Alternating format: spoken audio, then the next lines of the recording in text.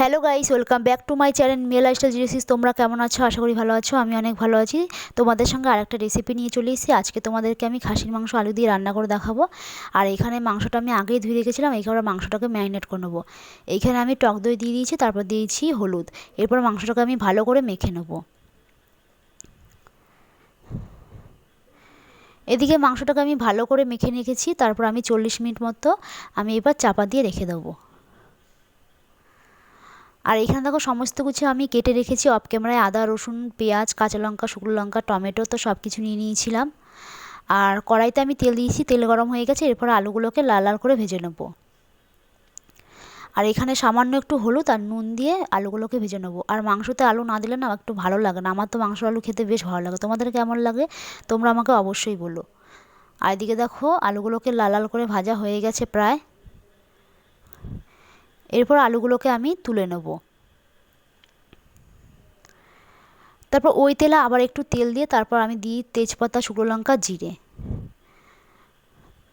এরপরে ভালো করে একটু লাল লাল করে হয়ে যাওয়ার পরে এরপর যে আমি কেটে রেখেছি পেঁয়াজটা, সেটা আমি দিয়ে দেবো। এখানে দেখো পেঁয়াজটা দেওয়া হয়ে যাওয়ার পর তারপর আমি দিয়ে দিয়েছি টমেটো কুচি। তারপর আবারও ভালো করে একটু লাল লাল করে ভেজে নেব।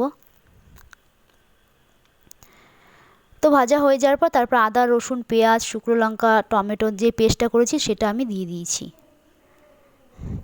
এরপরে আমি দিয়ে দেবো পরিমাণ মতো হলুদ, নুন আর কাশ্মীরি লঙ্কার গুঁড়ো। এরপর মশলাটাকে ভালো করে কষিয়ে নেব।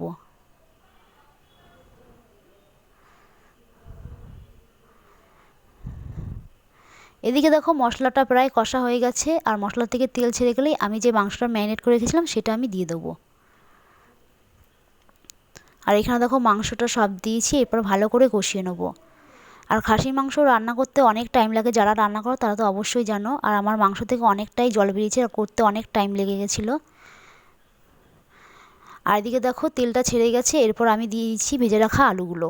এরপর আবার একটু ভেজে নেব। আর মাংসটা আমি প্রেসারেই সিটি দেবো, কড়াইতে রান্না করব না।